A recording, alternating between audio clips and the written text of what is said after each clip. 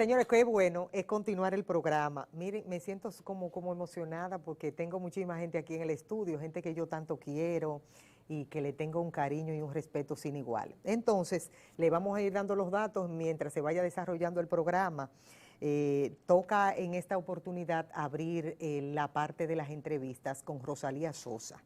¿Por qué yo he querido invitar a Rosalía? Porque hace unos días salió el informe electoral de participación ciudadana. Y nosotros, en medio de todas las informaciones que ha arrojado, queremos compartir con ustedes muchos datos de los que se dieron ahí. El segundo informe electoral de participación ciudadana. Entonces, para eso hemos querido invitar a Rosalía para analizar el tema. Rosalía, después de darte los buenos días y la bienvenida a Diario 16, queremos entrar de lleno de exactamente cuáles son esos puntos estratégicos el cual muestra este segundo informe electoral de participación ciudadana. Primeramente, muy buenos días, gracias por la invitación y a ustedes televidentes por estar aquí. Realmente el segundo informe de participación ciudadana se centra en la observación ciudadana. Se hizo un primer informe que analizó la pre-campaña y este informe de participación ciudadana concentra los esfuerzos de lo que vieron los voluntarios en el proceso electoral, con particularidades propias, y también se hace un análisis de la relación de la Junta Central Electoral con todo lo que pasó en ese entorno y cuestionando, claro está, el papel de la Junta Central Electoral en el sentido de la permisibilidad en la preelección y también de las relaciones posteriores. Realmente es importante este informe porque no tiene tiene un análisis objetivo de lo que vieron los ciudadanos el día de las elecciones. Se vieron las relaciones de intercambio de cédulas. No podemos decir que había una relación de compra de votos, pero sí se vio con las fotos que llevaron los observadores, dinero, cédulas, concentración de la campaña electoral que no se permite y una permisibilidad del órgano rector. En este sentido también se puede decir la ausencia del fiscal electoral. La Procuraduría General de la República brilló por su ausencia, que es un mandato de la Ley de Régimen Electoral. Necesitábamos que los fiscales estuvieran en el campo para que observaran y pudieran de oficio o a petición de parte admitir las denuncias de los delitos electorales. Realmente, para participación ciudadana, y no la hablo como en calidad de directiva, sino de miembro, es un aporte más de la ciudadanía para que se denuncie, para que se integre la gente en lo que es el derecho que tenemos todos de ver qué es lo que está pasando en esos días tan importantes porque determinan el futuro de la democracia de nuestro país. Rosalía, he escuchado a varios ministros del gobierno hablar respecto, después que salió el informe, y dicen ellos de que, ¿y qué sugieren? ¿Y qué vamos a hacer? Porque para ellos, dicen, nosotros consideramos que el voto electoral, el voto automatizado fue como una especie de avance. Realmente entonces, con esos cuestionamientos a la Junta, ¿qué se busca y qué es lo que realmente pudiese darse? Primeramente, esos ministros no tienen ninguna calidad para cuestionar nada, en el sentido de que ellos violaron la ley de función pública. De hecho, en el segundo informe hay una lista de todos los servidores públicos que participaron como militantes, violando el artículo 80, las prohibiciones. O sea que ellos no tienen ninguna calidad para hablar ni a favor ni en contra. Segundo, las recomendaciones que hace Participación Ciudadana es que hay que capacitar a la gente. Se vieron muchos casos de personas que no entendían cómo votar, que fueron auxiliados, sí, pero realmente es importante que la gente sepa la importancia de su participación en el tema del voto, la importancia del voto, porque eso ha costado mucha sangre de muchas personas. En segundo lugar, el rol de la Junta Central Electoral. Es importante que la Junta proactive más su participación porque tienen que capacitar a los ciudadanos. El tema del voto automatizado, es la primera vez que lo hacemos, es una experiencia importante y ya vemos los resultados. Participación Ciudadana solicitó en varias ocasiones la auditoría, la cual no se hizo muy tarde y hay que ver que el informe que entregaron las universidades fue después del proceso de las primarias y hay recomendaciones muy claras y subrayan la auditoría. Conversando con una compañera de Transparencia Internacional de Venezuela, yo le pregunté, pero ¿por qué ustedes tienen tanta confianza en el voto automatizado? Dice, porque se hacen más de 10 auditorías, antes y después del proceso electoral, que es una falencia muy grande de la Junta Central Electoral y sobre todo porque Participación Ciudadana por escrito le solicitó la auditoría a los equipos. Entonces, lecciones aprendidas, porque no vamos a hablar de que estamos derrotados, lecciones aprendidas, es que... Pero vamos a ir a las elecciones, ¿ustedes están opuestos a que sea con voto automatizado o vamos a volver a contar de nuevo? Bueno, hay que ver las experiencias. Participación Ciudadana trajo aquí a la presidenta de Transparencia Internacional y ella dijo que solamente 6 países en el mundo tienen el voto automatizado, incluyen a Brasil e incluyen a Venezuela. Entonces, ¿qué significa eso? Que atrae un mal sabor. Incluso ella afirmó, y lo pueden buscar, que el Tribunal Constitucional alemán declaró contrario a la Constitución el voto automatizado porque aleja al votante de su proceso voluntario de decidir en las elecciones. Entonces, vamos a ver qué va a decidir los partidos, porque eso es un rol de los partidos, y la Junta Central Electoral en el ejercicio que vamos a tener próximamente y que se apertura ahora el viernes 8, de si vamos a usar el manual o el escáner o el automatizado en las elecciones que se van a celebrar en febrero, porque ya sería el segundo ejercicio que vamos a vivir. Pero hay una solicitud muy clara, ya está aprobada, de hacer la auditoría forense. ¿Es tarde? Sí, es tarde. Pero también se debe hacerse y complacer a los que han participado en este escrutinio de las primarias, porque eso nos trae más confianza, nos traerá más credibilidad en nuestro proceso futuro de las elecciones en febrero y en mayo. Quiero hacerle esta preguntita porque de una u otra forma nosotros tenemos que comenzar a vernos en espejos de situaciones de Chile, Bolivia, de cosas que están ocurriendo ahí. A propósito del evento de elecciones que se dio en Bolivia y la gente se ha tirado a las calles porque quiere que el presidente renuncie, ¿cómo uno analiza ese panorama producto de la reelección de Evo Morales y los cuestionamientos que se dieron en torno al proceso? Realmente el exceso de poder y el quererse quedar en ese exceso de poder es que ha generado en América Latina estos descontentos. Ha pasado en Nicaragua, ha pasado en Venezuela, pasó en Colombia, pero el tribunal, la sala constitucional dijo que no a Uribe, usted no puede ir. Pasó también con Evo Morales en el sentido de que fue a un referendo probatorio y el pueblo le dijo que no se podía reelegir.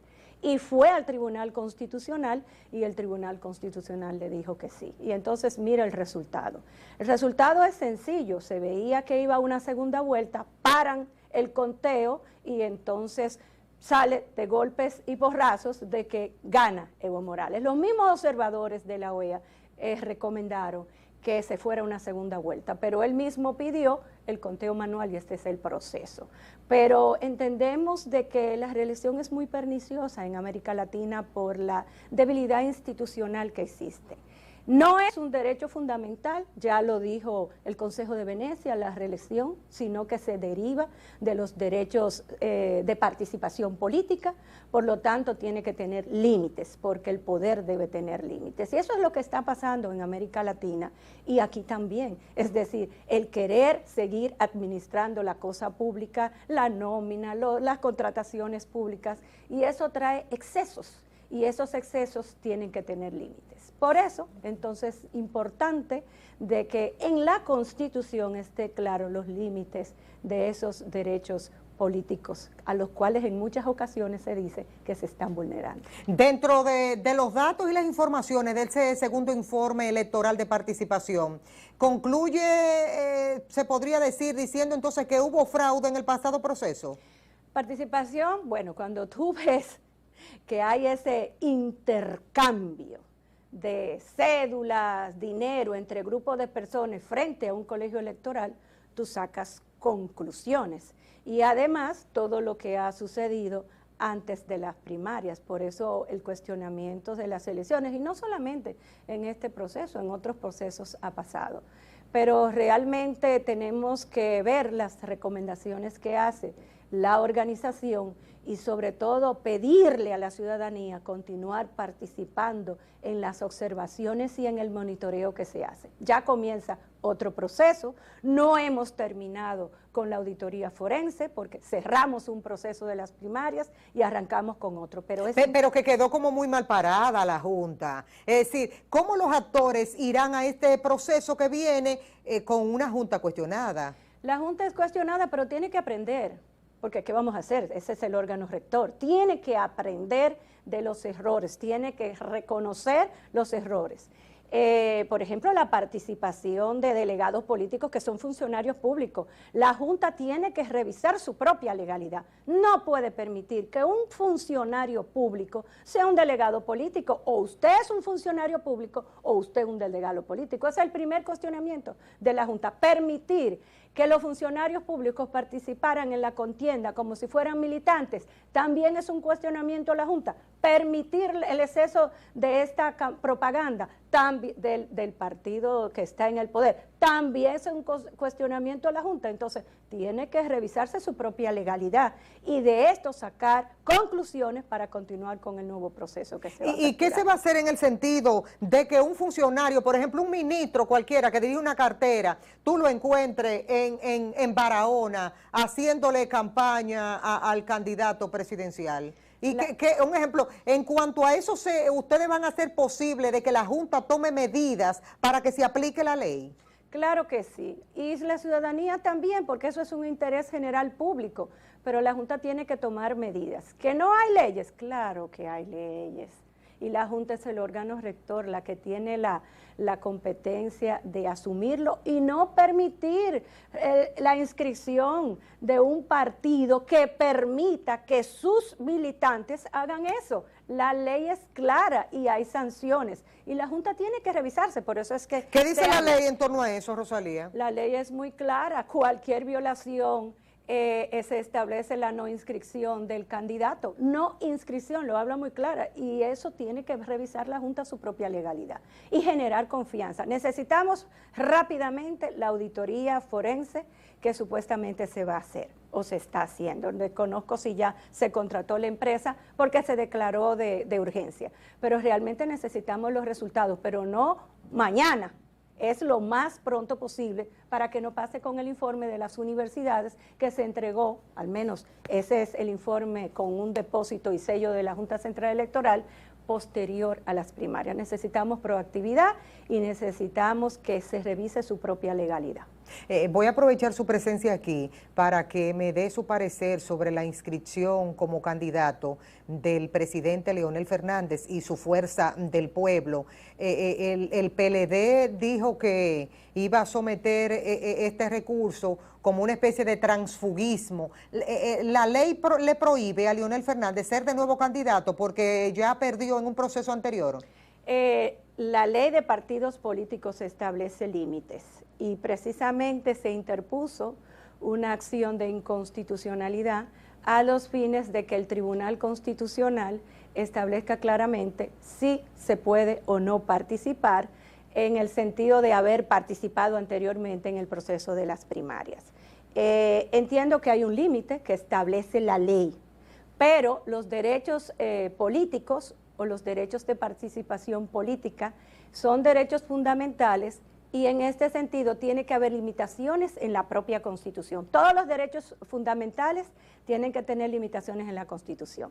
En este sentido, no habla de eso la Constitución. Por eso necesitamos que el Tribunal Constitucional establezca claramente si el artículo 49, numeral 4, es a favor o en contra de la Constitución.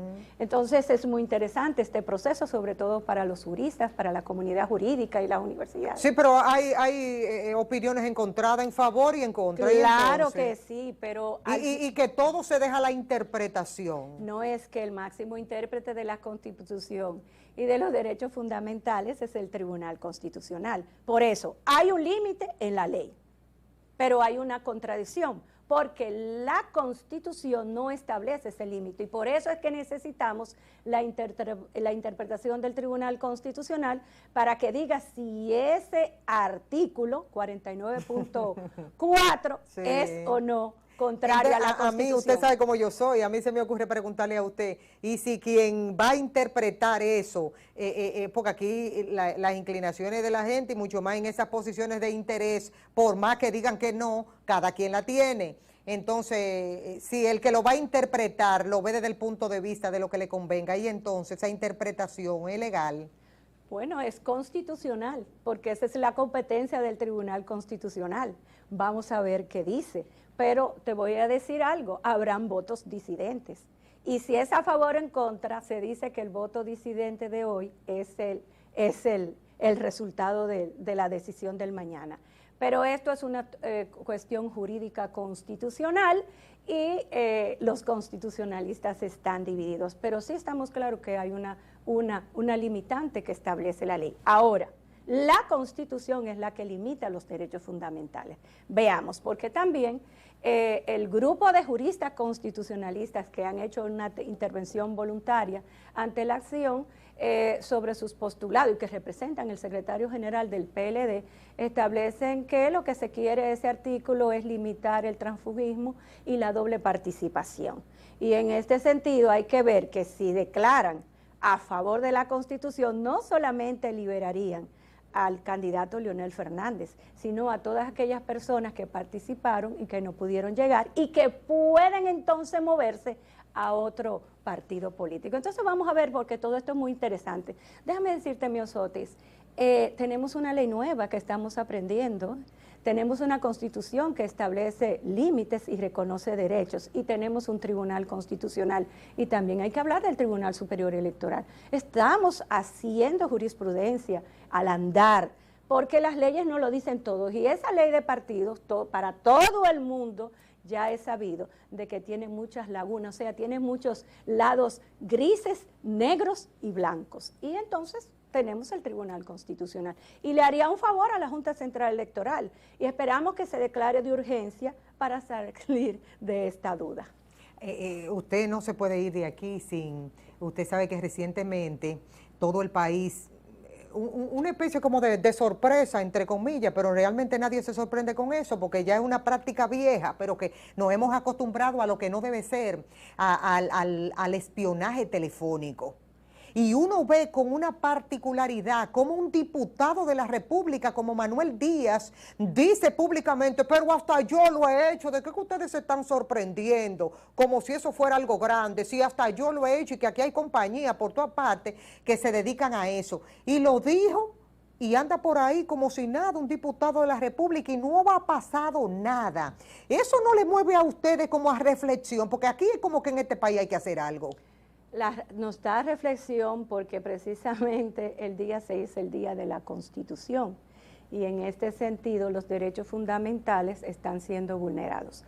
No solamente por las intervenciones telefónicas que se declaró claramente este año con la magistrada Miriam Germán, sino también las violaciones de derechos de un grupo de ciudadanos que vinieron del Ceibo, que fueron sacados de una forma violenta, y hay un mecanismo que establecen las leyes que es el consenso y la mediación. Y la vulneración constante que se hacen de los derechos fundamentales y los órganos encargados de la tutela y de la protección no hacen nada, porque los derechos fundamentales son sagrados y el Estado lo tiene que tutelar. Y en este sentido, bueno, tenemos una Procuraduría que mire lo que pasó con Miriam Germán, y no hubo ninguna consecuencia del Poder Ejecutivo, porque el presidente de la República es el que tiene la potestad sancionadora cuando un funcionario público comete un acto de tal proeza, porque hay que ser fuerte, decirlo claramente todo lo que pasó en lo de Miriam Germán. Y lo que está pasando con los demás derechos fundamentales, pues tenemos que tener reacción, tenemos que entender que los derechos deben ser tutelados sobre todas las cosas, un mandato constitucional. Yo le quise hacer la pregunta porque yo creo que el peor de los errores también que es permitir que las cosas pasen y no actuar en consecuencia como pueblo. Por ejemplo, nosotros tenemos que el Día de la Constitución es mañana. Lo primero que debimos hacer nosotros como pueblo fue no permitir el cambio, porque al fin y al cabo el fin de semana pasó, la gente se lo disfrutó y lo vio como común y corriente, pero mañana es el Día de la Constitución y pasa sin pena ni gloria y no se habla de eso en ninguna escuela ni colegio del país, ni se le habla de la importancia, ni nada de eso. Entonces, por eso es mi inquietud a nivel personal, porque aquí permitimos que se cambien las fechas y entonces nuestras presentes y futuras generaciones se quedan cojas y tú le dices, y el Día de Duarte y no sabe cuándo es, y el natalicio de Mella no sabe tampoco cuándo es, y el Día de la Constitución tampoco se sabe la fecha. ¿Hasta cuándo? Hasta que nosotros decidamos los soberanos, en el sentido de que la propia Constitución manda al Estado Dominicano a enseñar la Constitución, y por eso el Tribunal Constitucional tiene un acuerdo con el Ministerio de Educación para que en todas las bases primarias, secundarias, se enseñe la Constitución. De hecho, nosotros tenemos una propuesta y un acuerdo, la Universidad Autónoma de Santo Domingo, con el Tribunal Constitucional, para que en todas las carreras, no enseñar el derecho constitucional, sino enseñar la Constitución, norma suprema y fundamento jurídico del país. Y después andamos con unos libritos por ahí de que entregándoselo de que a las escuelas, porque vivimos con una doble moral. Entonces, esos organismos después van de que, a dar el librito de la Constitución. Y somos los primeros violadores. Los violadores de la misma. Pero ciertamente hay que trabajar, eso es la revolución educativa, no es simplemente hablarla, ni gastar mucho dinero en propaganda para decir que estamos haciendo, sino tenemos que ver resultados. Pero el día del cambio es el día de contar con una educación consciente, que el ciudadano sepa cuál es su rol y que entienda que tiene derechos, que no es inerte, que no es masa con ojo, sino que es un sujeto de derechos y que las autoridades, ahí viene el cambio, porque a quien hay que mandarle la Constitución es a los propios funcionarios públicos, para que entiendan cuál es su papel y que hay consecuencias civiles y penales que lo establece el artículo 138 por la complicidad y los actos que vemos todos los días que vulneran y hacen daño a los derechos de las personas. Pero ese es el reto, ese es un país que nosotros somos un país que tenemos muchos retos, tenemos mucha fortaleza y tenemos mucho trabajo. 30 segundos para que usted me diga, ¿cómo usted se hace con su teléfono? Si usted sabe que aquí le escuchan a uno todo, entonces usted se limita al hablar o usted habla normal, común y corriente, todo lo que tenga que hablar. No, no todo lo que tengo que hablar, todo lo que tú me preguntas, pero lo más importante, yo soy abogada, yo soy docente y yo soy maestra de Derecho Constitucional. Y entonces entiendo la necesidad de que se aprenda la Constitución, de que cada niño sepa a su manera de qué es la Constitución y su papel como persona, sobre todo eso, como persona. Entonces, hablamos eso, pero también tenemos que hacer ejemplos al andar. Entonces, por eso te digo, los primeros que tienen que aprender de la Constitución y de su ley orgánica, de la cartera que ellos dirigen, son nuestros servidores públicos. Dice por ahí que se hace camino al andar. Ojalá sirva de algo esto. Rosalía, gracias por venir. Para nosotros siempre es un lujo que usted nos visite en este espacio. Muchas gracias por la invitación. Señores, el bazar de damas diplomáticas después de la pausa comercial, no se lo pierdan, que miren, fiesta y fiesta y fiesta y fiesta y compartir y tener el chance de realmente de que vayan los dominicanos, de todas las nacionalidades, vamos a esperar, para que realmente sea un éxito como lo que pasó en años anteriores. Después de la pausa, regresamos con todo eso.